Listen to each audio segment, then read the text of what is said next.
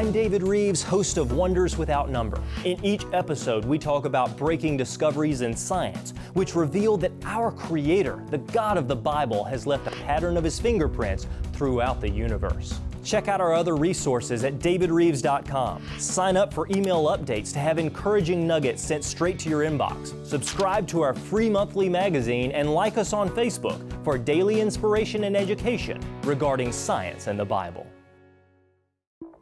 Was there an age filled with strange creatures and lots of ice? An age that buried woolly mammoths and saber-toothed tigers? And if so, how would this work? Find out more on this episode of Wonders Without Number.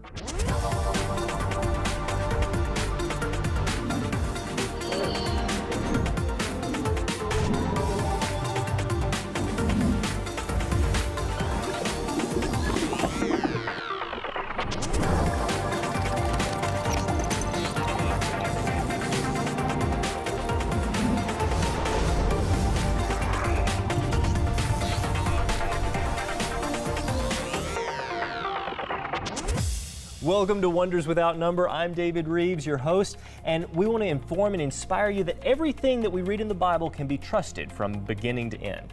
And we got a lot of fascinating things to talk about, but before we start, let's look at this week's Heavens Declare.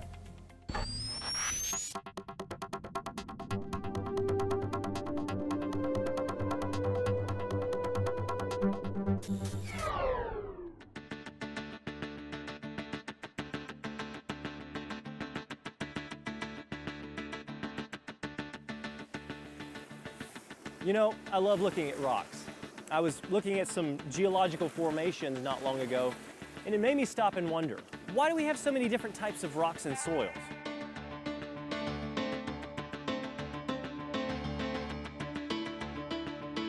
Surely God could have created the earth with a few basic minerals. Why so much variety?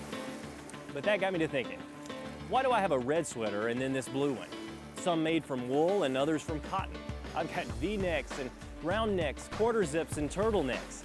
Wouldn't one or two of them have done the trick of keeping me warm? Why do I have such variety? It's not because I need it really, it's more because I like diversity. But if the Bible is true, then I'm created in the image of God.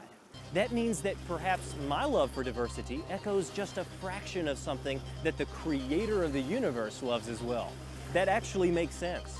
Not only do we have a God who covers practicalities, like making sure we have a solid surface of the earth to stand on, or hard stones to build with, or soft mineral-rich soil to plant and grow in, but we also have a God who loves variety and functionality. Sandstone makes great coasters, granite for our countertops, marble floors, limestone for our cement, clay to make bricks. The list goes on. You know, the more I considered it, the more it made sense. We can't even begin to understand the mind of someone with infinite wisdom. But with our daily lives and personal experiences, we can still appreciate the inclusion of diversity in creation. Just like I wouldn't want to wear that same blue sweater every day, the world would be a pretty boring place with only pine trees and no oaks or weeping willows or aspens. It makes me appreciate the fact that we have serene sandy beaches and magnificent granite mountains.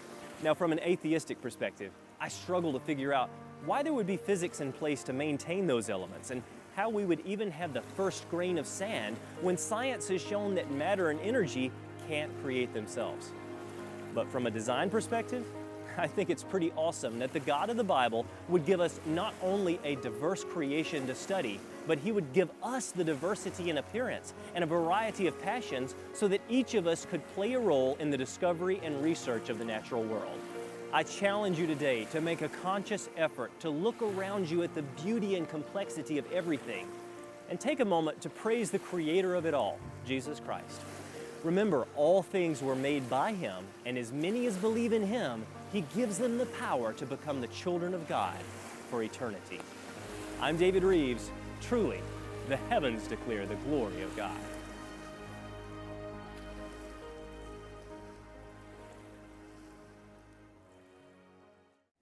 And now let's meet my guest.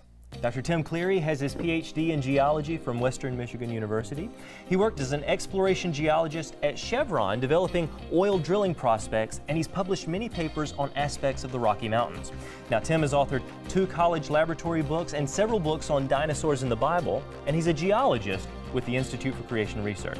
Welcome to the program. Well, thanks for letting me be here. Absolutely. It's a privilege to have you here, and we love the work that ICR does. Tell me a little bit about the organization. Well, ICR is a group of organization that's been around since 1970, founded by Henry Morris, and we have 9 full-time scientists on our staff, and all of us are doing research showing that God's Word is true, that science really does support and confirms exactly what the Bible says. Well, we need that, especially in today's world where people want the concrete facts. Tell me what the facts are, right? And to actually look at science from a biblical perspective is not unique, because many of the greatest scientists all the way back in history started with biblical principles, didn't they? Right. Prior to about the 19th century, or even the early 20th century, most scientists believed in God and believed that the Earth is only 6,000 years old. It wasn't until the early 19th century into the later 19th century that many scientists started pushing God out and starting developing their own story of how life might have began through this evolutionary process and deep time, and those ideas, they go hand in hand. But they needed an alternative story.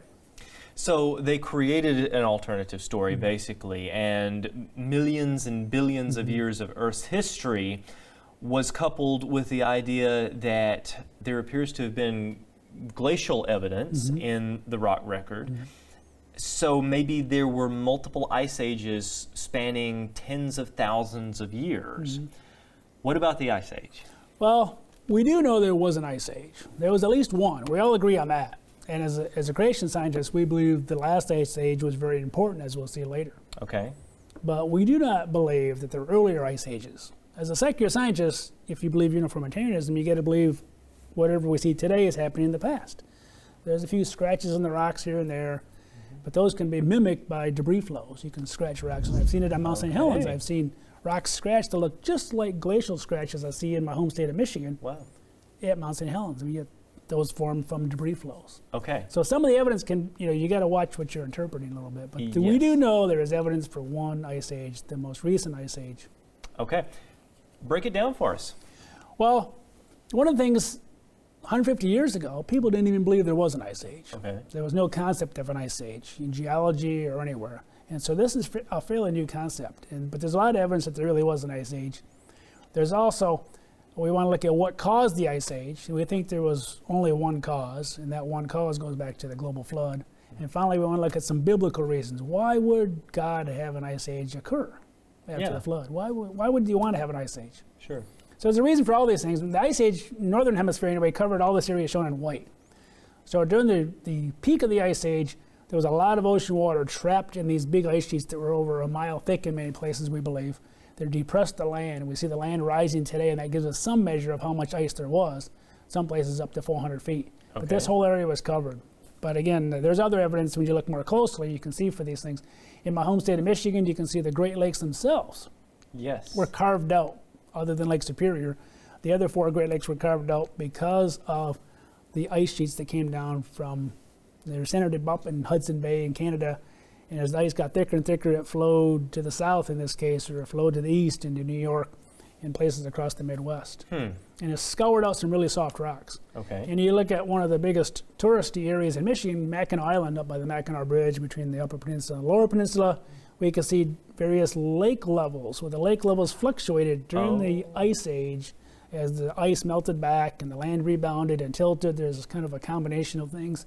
Just like if you had a bowl of water and you tilted it, the water is going to move back and forth and slosh. So as the land rose and the ice melted back, the land rose and moved the water around. And today, we see evidence along the shoreline. We see evidence of that. these past lake levels on the shoreline, where these wave-cut terraces, at least 2 on this island alone. So you see an upper one and one along the coast. And these are about 50, 60 feet in elevation. You can see along the edge of Mackinac Island, you can see this cliff that makes kind of an L shape that comes in right there. Yes. And that's one of the higher lake levels.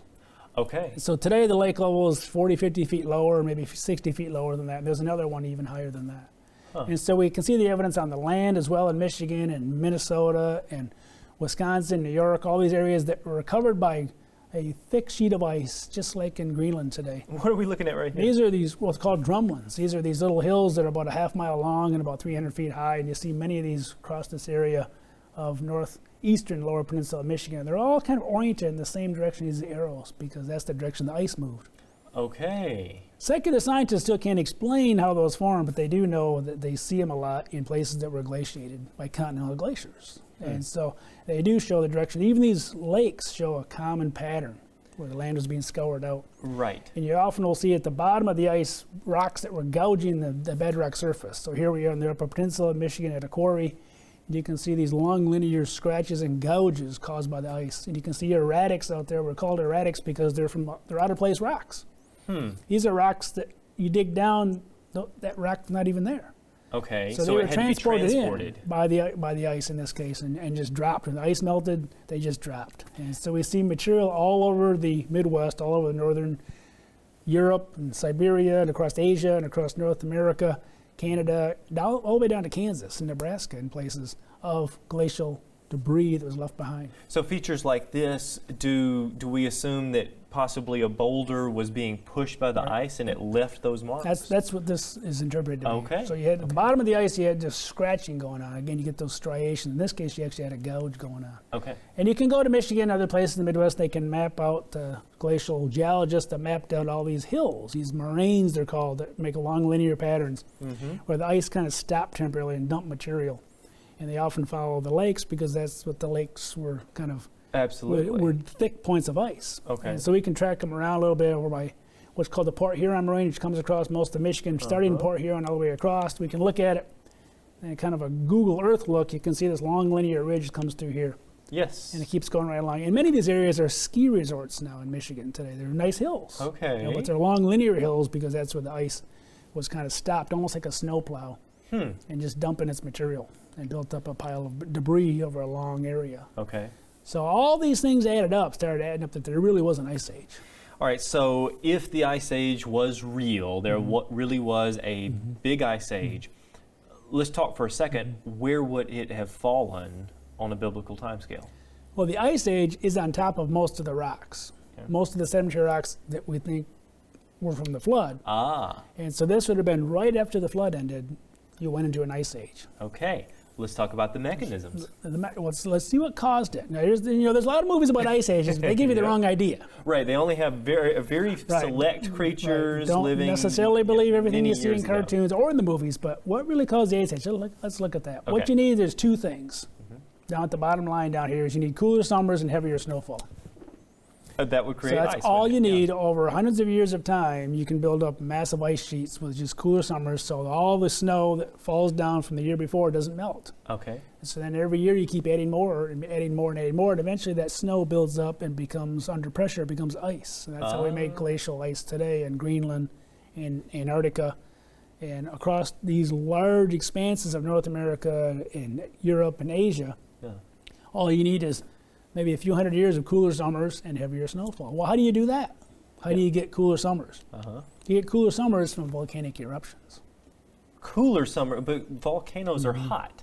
That's correct. So what's going on? But they shoot a lot of material up even as high as the stratosphere. Okay. All these little aerosols and ash particles go up into the sky for several years. Each volcano that erupts will put material up that may last up there for 2 or 3 years before it finally settles up. And what it does is it blocks out the sun. Oh, okay. So a very, very small percentage of the sunlight is blocked out by these particles and never reaches the Earth. Yes. So it's the opposite of this, greenhouse effect. Okay. In this case, the energy never gets into the lower atmosphere, to the troposphere where we live, and stays up, never quite makes it because these little particles in the sky. So what you need to get an ice age is you need a lot of volcanoes erupting over, maybe several hundred years. So the post-flood conditions, immediately after the flood or late flood, we would expect there to be a lot of tectonic activity. We would expect there to be a lot of volcanic activity. We would expect there would be a lot of catastrophic processes going on late in the flood, right? And in particular, the subduction process, the runaway subduction that John Baumgartner has shown and modeled. Okay. The catastrophic plate tectonics model, to me, explains this the best. Okay. Because you need the types of magmas that are formed, very explosive magmas, like you see at Mount St. Helens, or Tambora or Mount Pinatubo. 1816, an area, halfway around the world. Right. Froze out Europe, so they refer to 1816 as the year without a summer. Really? Because of a volcano that put so much ash into the sky. Mount Pinatubo did the same thing recently in 1991 and put up enough to cool the earth for about 2 or 3 years afterwards. And so the bigger the eruption, the more it's going to cool. But if you have a lot of eruptions happening at the same time, and at the end of the flood, we have a peak in volcanic activity. We have all the subduction was going on. There's all these volcanoes forming all around the Ring of Fire. So if you take all those volcanoes and have them erupting almost simultaneously for several hundred years, you're going to continually put ash and aerosols and ash and aerosols into the sky over and over and over. But again, only subduction volcanoes will do this. Hawaiian type of volcanoes don't produce the same chemistry. They don't make the explosive volcano, to put ash into the sky. Right.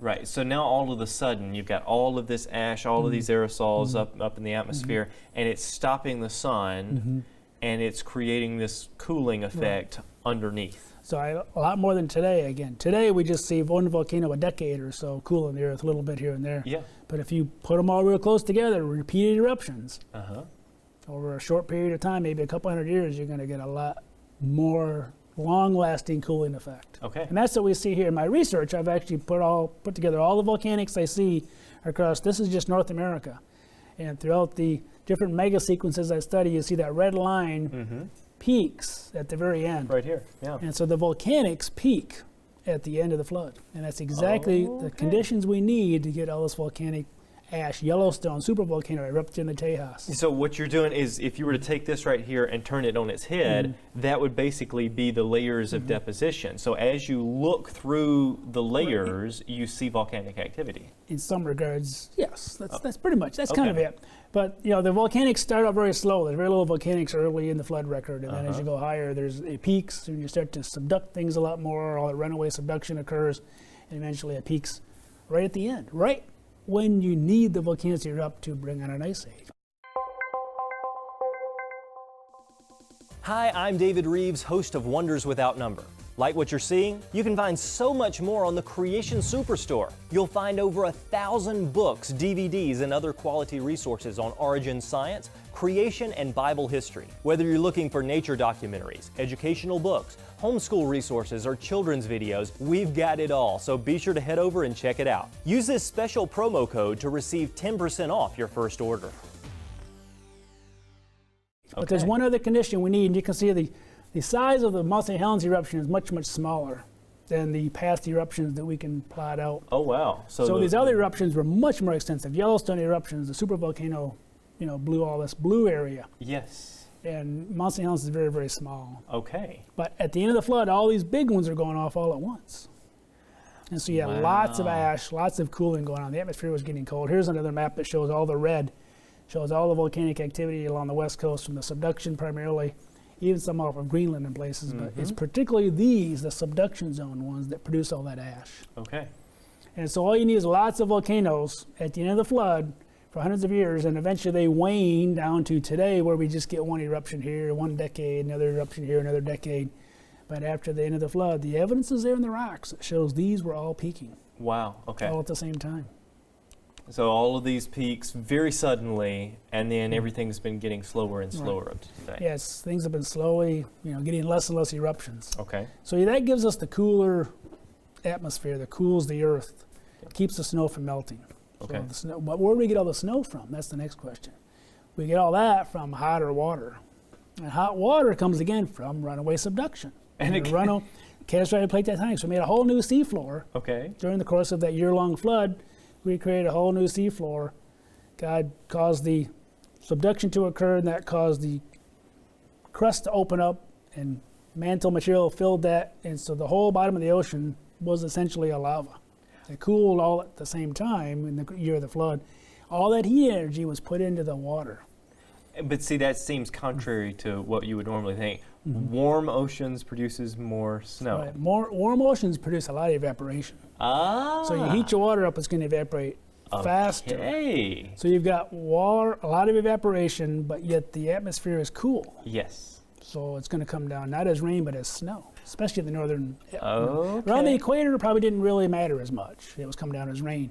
But at the northern climates, the effect from all those volcanoes was causing enough cooling that came down as snow, and tremendous amounts of snow. We hear about lake effect snow today. This would have been tremendously, much, much, much larger on many scales, almost like ocean effect snow, Yes. just dumping in the northern climates all over the earth. And that's what we see. We model this out after the flood. Mike Orta's worked on this and done a lot of great work. If we imagine the ocean temperature is 20 degrees hotter Celsius, and as it cools over time in 1,000 years, things are pretty much getting close to normal. But in that 1,000 years, you can bring on an ice age. You'll need maybe 500 years to reach the maximum ice level. Okay, so we've talked about how there does appear to be evidence for an ice age. We've talked about the possible mechanism for the ice age, how the flood could have produced these conditions. But the next thing that we need to tackle is why, and did God have a purpose through it all? Right, and I believe God had a plan. Okay. And he had a reason for the ice ages, we'll see right here. Here's kind of a time scale. There's maybe off a few years, this is our best guess, but the flood was about 2349 BC. So about 4,500 years ago or so. Abraham was born around 2000 BC. The ice age might have reached its maximum based on our models in about 500 years after the flood. Okay. So you're looking at this span of time where only within 500 years you reach a maximum. Well, why is that important? Well, the Tower of Babel was probably about 200 years after the flood. Okay. Maybe 300, depends on the lifetime of Peleg. Okay. And so even in the book of Job, the oldest book of the Bible, there's more references to snow and ice and cold than any other Bible. So even though the Middle East wasn't being affected by the ice age exactly, it was affecting its climate. Oh, And it was probably much cooler than the Middle East. There was no desert across Egypt. There was no desert across the area of Israel today. It was a different climate altogether, land flowing with milk and honey, probably a lot more moisture, a lot more rain. So you're not saying that these giant ice caps covered everything. No. We're talking about that there was still a great band of different climates. And I think it was by design that God had, of course, arc landed around Turkey today, and just south of that, there was no ice. And that's where the humans settled. And they decided to stay there. They decided to disobey God's command of fill the earth. Yeah. So the animals wanted to fill the earth, and the humans said, under the influence of Nimrod, let's stay here. We're going to all get together. We're going to build a tower. We're going to stick together as a group. Right. And they were going to miss a window of opportunity that God had designed, as we'll see here just in a minute. So here they are. Humans are sticking around building this tower, and God had to step in and confound the languages so they would spread out. Well, why? Yeah. They were going to miss that window of opportunity when there were land bridges. So this is kind of a complicated diagram. Let me kind of talk you through it. Yes. So here's the diagram we saw earlier. Okay. Glacial maximum, Tower of Babel, 200 years, maybe 500 years afterwards. They're pretty close. It's not a coincidence because Tower of Babel, they were disobeying within 200 years after the flood, which is what humans do. Yeah. But the glacial maximum was coming along, and the glacial maximum is going to trap the most amount of ocean water. So it's going to lower sea level the most. In other words, if there's ice up here, well, then the sea level has gone down. And maybe as much as 375 feet. And so down here after the flood, before the ice melted, you're going to have the lowest sea level of all. Okay. And if you don't migrate at a certain time, of course, the ice is going to melt, the oceans are going to cool off, as they're doing, and the water's going to rise, and they're going to cut off those land bridges. So in other words, once they got off the ark, they were told to go fill the earth. Well, the animals would have gone and filled the earth, right? But the people sticking together, if they had stuck in that one spot for just a number of more years, maybe just 100 more years, just 100 more years, then the sea levels would rise, and they would not have been able to reach the other continents. Wouldn't be able to walk over there. Eventually, we built boats. Yeah. But the animals, if there wasn't for the ice age, the animals would all be stuck in area around Turkey. They wouldn't be able to get to North America, South America. They wouldn't be to Australia. Okay. All these areas we see around the world, all this area in brown was exposed during the maximum ice age. This was all land. Really? So you could walk across the Bering Sea. You could walk across to South America. You could go from Turkey, and you could migrate. Yep. And the only place you had to do a little bit of a jump or a swim was to get to Australia. And I believe that's why you have very unique animals down there. They couldn't survive anywhere else. And that's really no problem because the kangaroos could just jump across. Right, they just hop across. That's literally what they did. But there's not a lot of predators down there. There's no lions, tigers, and bears. Oh, okay. And so these marsupials kind of found a refuge down there. Yeah.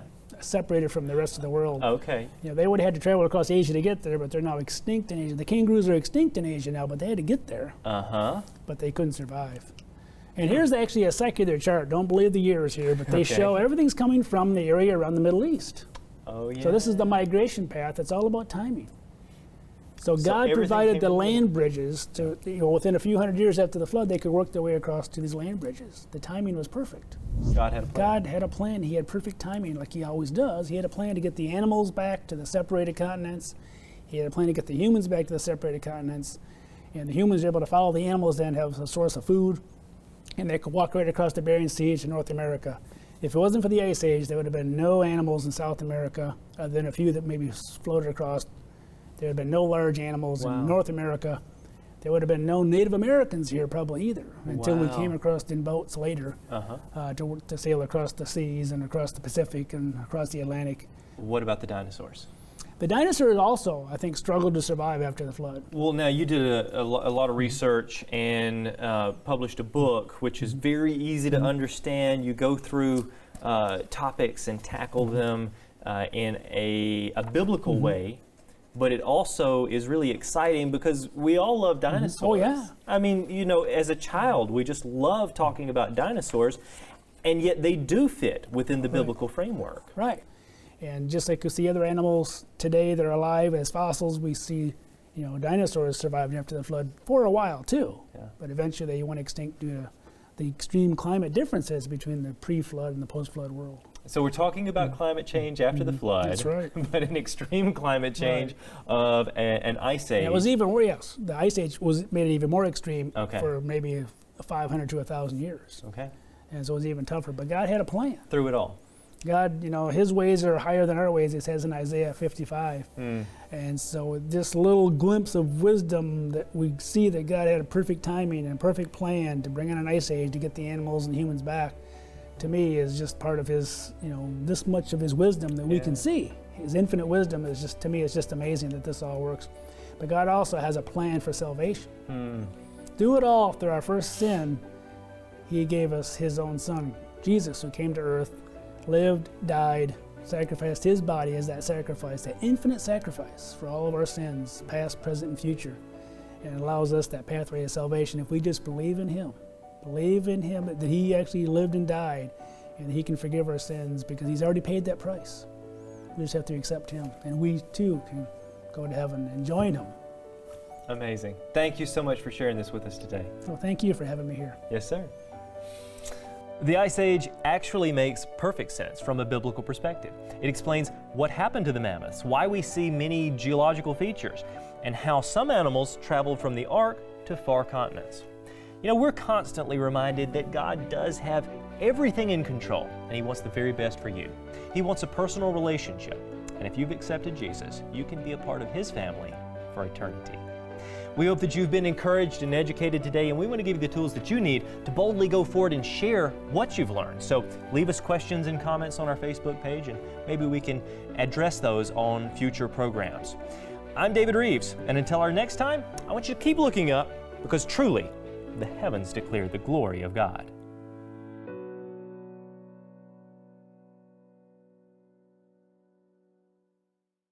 Hello, I'm David Rives, host of the TV show Creation in the 21st Century on TBN and the Heavens Declare video series.